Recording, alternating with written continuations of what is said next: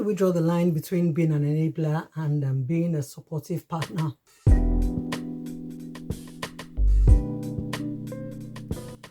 Hello people, welcome to Conversations with Ayo Fair, where we talk about wholeness, well-being and the wonders of womanhood. Thank you so much for your comments. Thank you. The feedback was really great from the last video. And even though we all have different opinions about money matters in marriage, my biggest takeaway, I think, is the fact that there's no one size fits all, when it comes to money matters in marriage. Some people are of the opinion that as long as there's understanding between the parties involved, everything would be fine. One comment in particular got me, and I think the person talked about the fact that we all have areas of strength,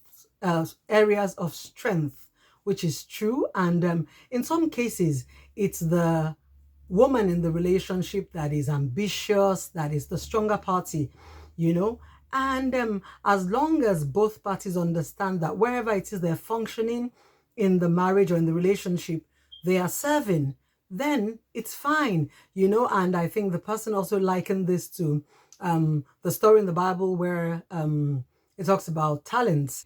They were given different talents, and some maximized theirs, some did not maximize theirs. But the important thing is that wherever it is that we're functioning, we know that we're serving, in the relationship. My biggest challenge in my case, I think, was the fact that over time, I sort of became an enabler because I think that Kenny was without work for about 7 years, if I remember correctly, for about 7 years. And in that 7 years, apart from the one time that he had an opportunity to sort of do some work supplying materials for fixing that Ajabadore road. For those of us who lived in that area at that time, the road was really awful. But at some point, he championed the cause to get the road fixed, and subsequently, he got a contract to supply sand and rubbles and other things that were needed for the road at the time to, get the road fixed at the time.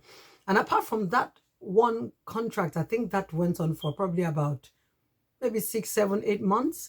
And he didn't really do anything. And this went on for, like I said, about 7 years. And in that time, I remember making different suggestions. I suggested that since he was very good with his hands, or he never used to have calls to call the mechanic or call the electrician. He was very good at sorting out things like that. And I remember telling him that, okay, maybe you should set up a workshop, maybe do a training online and then set up a workshop where you can, maybe a diagnostic center, and then we can, rally around, raise money, and then add that to what we had at the time. Start something, start small and grow it gradually. It was a no-no. Okay, the idea of Ubers weren't really a very big thing at the time, but people were doing what we call kabu kabu. Of course, that was like at the height of the insult. No way. I suggested starting up a car wash. That was also I went down the drain.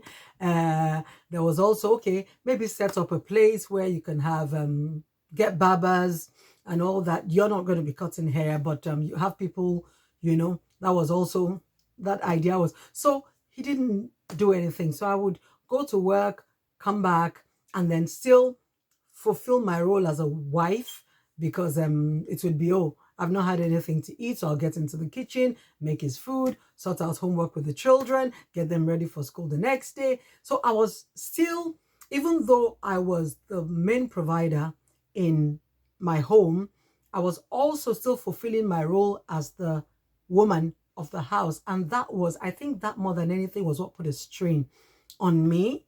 And I think for me, that was where the resentment started, For many of us, we don't even know when we move from one end of the spectrum to another. So you start out as a supporter and you end up being an enabler. Because for me, if, this situation goes on for such a long time and the other party is not doing anything at all, then you are definitely enabling that behavior. You're encouraging them and supporting them to do something that they are capable of doing, by themselves. In the course of the week, I got a call from an old friend who watched my second video and on the Money Matters in Marriage, and called me, and we had a long chat. We were on the phone for about 40 minutes, and basically what she also said was that um she's been married for I think about 11 years or so, and same thing, her partner lost his job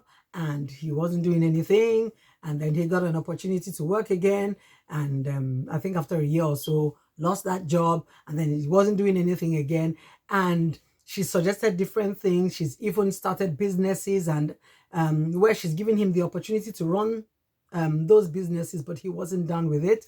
Uber also came in, and that was like, in my own case, like what happened with Kenny, it was like, see finish. Why would I go and be driving a cab and all that? But I believe that ultimately, in any partnership, everybody should be pulling their weight.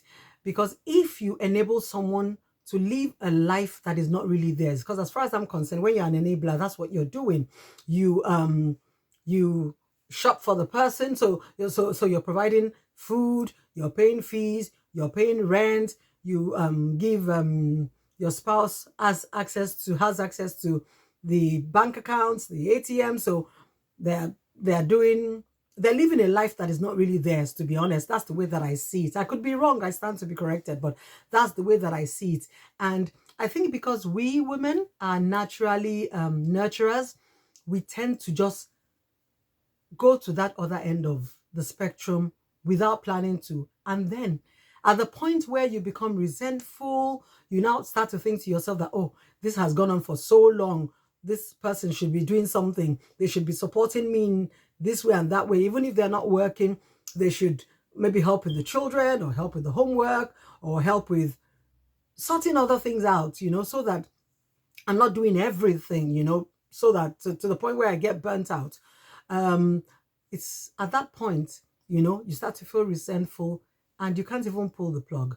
Because if you pull the plug at that point, you're a bad spouse.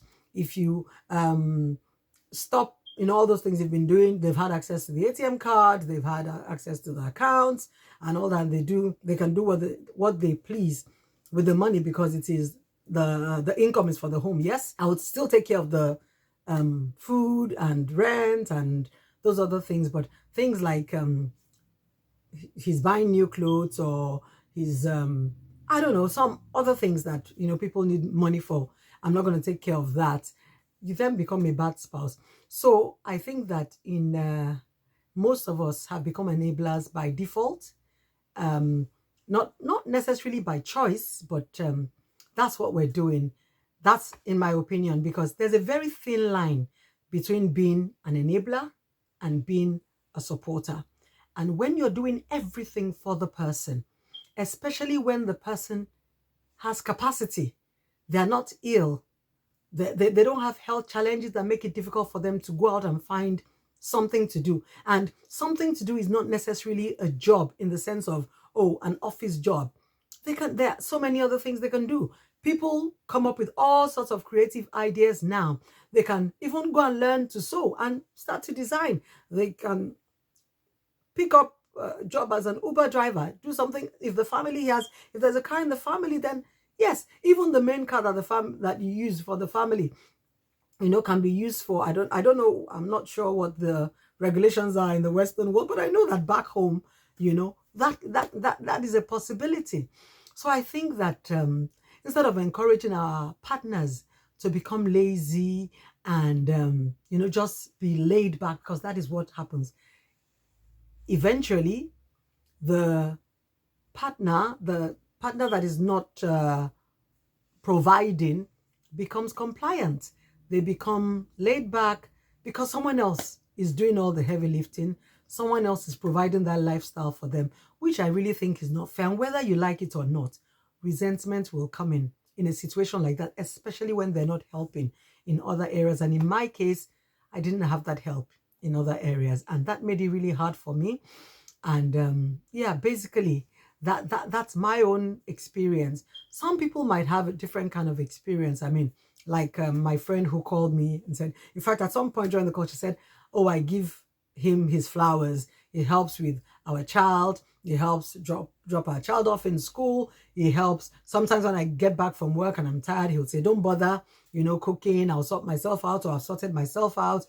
So in her instance, he was helping out in other areas, but the burden was still pretty heavy for her. And as at today, she's still in that situation. Nothing has changed, and they've been married for about 11 years. And I think, if I remember correctly, she said the first 2 years were great, and subsequently, issues with work, losing work, and him not being able to provide.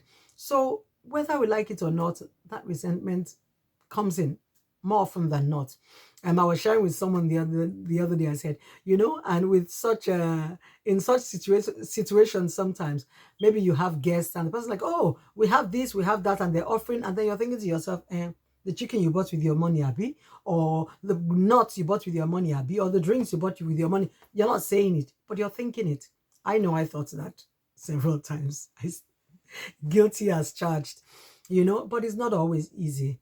So I think that we have to be intentional about not encouraging our spouses or our partners to become lazy, to become laid back, by enabling them into a lifestyle that is not theirs. Because at the end of the day, I asked someone a question the other day. I said, okay, let me look at it this way. If the partner that is ambitious and, is the main provider, what if that person is called home? Which is like an example that even my friend gave. Now, what if that person is called home? What then? Will the children not eat? Will the children be homeless? That partner that was saying, oh, they can't find work, or they can't do this, they can't do that, would have to pull their weight. Because, to be honest, women do this all the time. So I think it should be the same way, whereby if the woman becomes the primary provider in the home, then the spouse there must be something. There's always something. If you really, really want to provide for your family, there's always something that you can do. This is not a channel for bashing any gender, please. I need everyone to understand that I'm not bashing any gender. I'm just sharing my own experience and the experiences of other people who have spoken to me or commented. Sis, I'm talking to you. Don't do too much. Because as women, we tend to want to just do everything. So when we step into that role of supporter, we tend to just go overboard with it, plus the one they sent us, plus the one they have not sent us. We tend to just want to do everything. Everything must be working so that the partner is not upset, so that the partner does not start to feel like, oh, because they're not the one doing it at this point, that's why things are not going well. And then when we start to feel overwhelmed, I think we should have those conversations with our partner so that our relationship does not become collateral damage. In my case, I didn't have the conversation. I just kept walking on eggshells because I didn't want him to be mad. I didn't want him to be mad.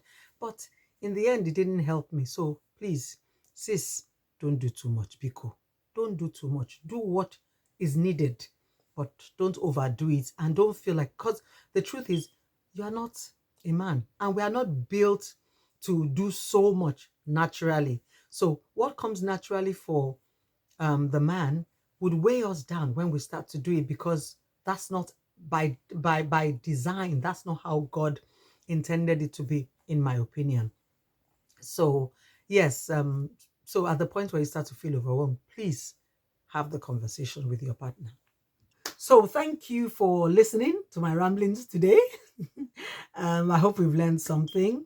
If you've watched this video this far and you have not subscribed, subscribe, eh?